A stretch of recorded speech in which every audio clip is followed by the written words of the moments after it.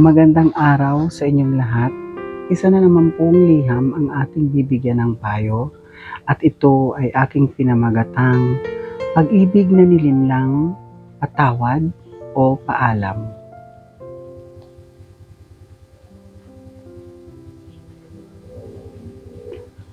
Dear Miss Heart, isang mapait na pangyayari ang nais kong ibahagi sa inyo. Ako po ay isang babaeng nasa hustong gulang na at 7 taon nang may nobyo. Sa loob ng mga taong iyon, ipinaglaban ko siya, minahal ng tapat, at tiniis ang lahat ng hirap dahil naniniwala akong siya na ang para sa akin. Plano na naming magpakasal sa loob ng ilang buwan. Ngunit isang matinding dagok ang dumurog sa aking puso. Nahuli ko siyang may kasamang ibang babae. Hindi lang yun, may anak na sila na 1 taong gulang na. Napakasakit dahil habang kasama niya ako at pinaplano namin ang aming kinabukasan, may itinatago pala siyang pamilya. Parang gumuho ang mundo ko sa nalaman kong ito. Ngayon, lumuhod siya sa harapan ko, umiiyak at humihingi ng tawad. Sabi niya, ako pa rin ang mahal niya at gusto pa rin niyang ituloy ang kasal. Pangako niya na susuportahan niya ang kanyang anak, ngunit hindi na niya babalikan ang babaeng yun. Sa kabila ng lahat, naguguluhan ako. Mahal ko siya.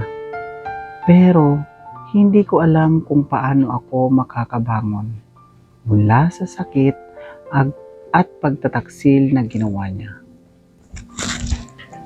Dapat ko ba siyang patawarin at ituloy ang kasal? O mas mabuting palayain ko ang sarili ko mula sa isang taong nagawang lokohin ako ng ganoon katagal? Hindi ko alam kung kaya kong muling magtiwala. Ano po ang inyong maipapayo, Miss Heart? Maraming salamat po. Lubos na nasasaktan, Gina.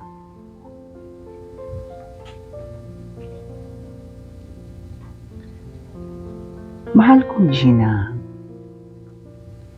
una sa lahat, gusto kong iparating na naiintindihan ko ang sakit at pagkalito na iyong nararamdaman. Walang salita ang makakapawi sa bigat ng iyong dinadala. Lalo na't ang taong pinagkatiwalaan mo sa loob ng 7 taon ay nagawang ipagkanulo ang inyong relasyon. Ang tanong mo ay kung dapat mo ba siyang patawarin at ituloy ang kasal? O kung mas mabuting palayain mo ang sarili mo mula sa kanya? Ang sagot dyan ay nasa sayo. Pero hayaan mong bigyan kita ng ilang bagay na dapat mong pag-isipan. Una, ang pagtataksil ay hindi isang simpleng pagkakamali, kundi isang sadyang ginawa. Hindi ito isang bagay na nangyari ng biglaan. 1 taon na ang bata. Ibig sabihin, matagal ka na niyang niloloko. Bago mo pa ito natuklasan, okay? So, kaya mahalagang itanong mo sa sarili mo, mapapatawad mo ba siya ng buong puso? Hindi lang sa salita, kundi sa paraang hindi mo ito dadalhin bilang sugat na unti-unting kakain sa iyo sa hinaharap. Pangalawa, ang tiwala ay pundasyon ng isang relasyon. Handa ka bang mamuhay ng may duda kapag hindi niya nasagot agad ang tawag mo?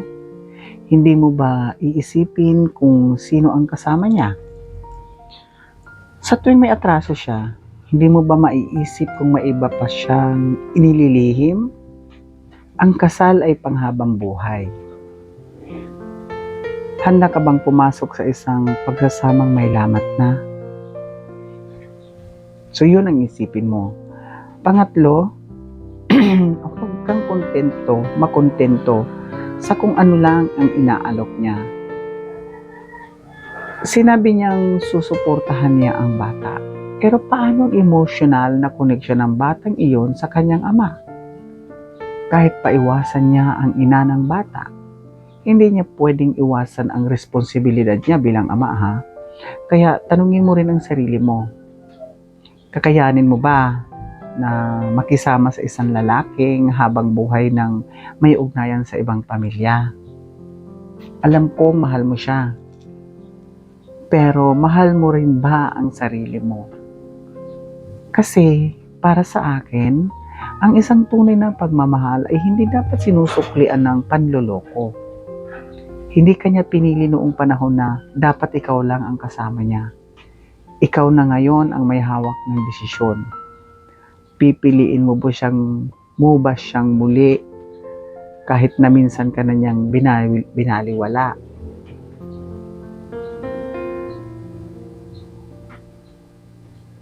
Hindi madaling iwan ang isang taong matagal mong minahal.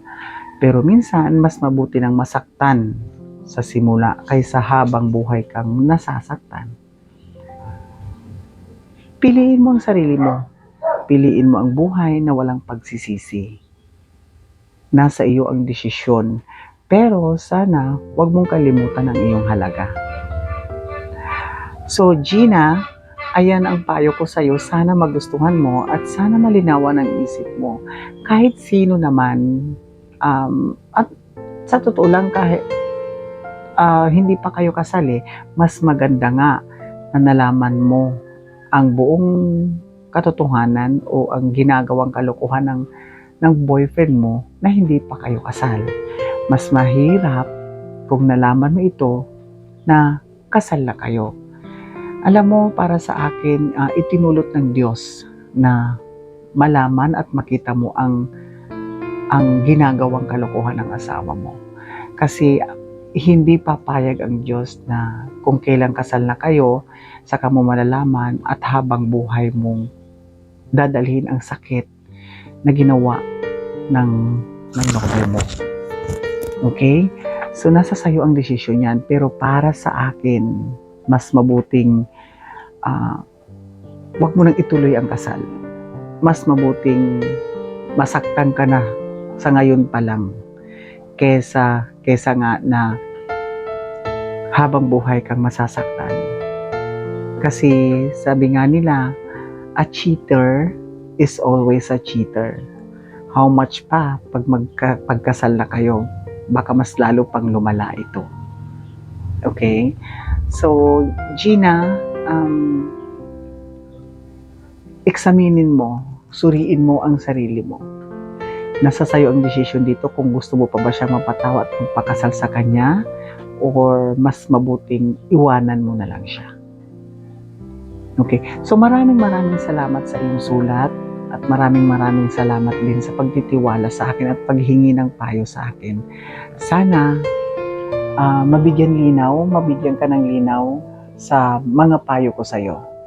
Maraming salamat. Again, ako po si Miss Heart, ang inyong Love Guru PH, nagsasabing magandang araw sa inyong lahat.